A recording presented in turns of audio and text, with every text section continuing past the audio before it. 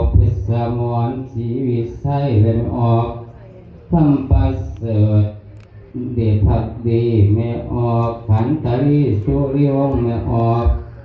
พรโอรินสิทธิกุมารพร้อมทั้งประกอบด้วยศรัทธา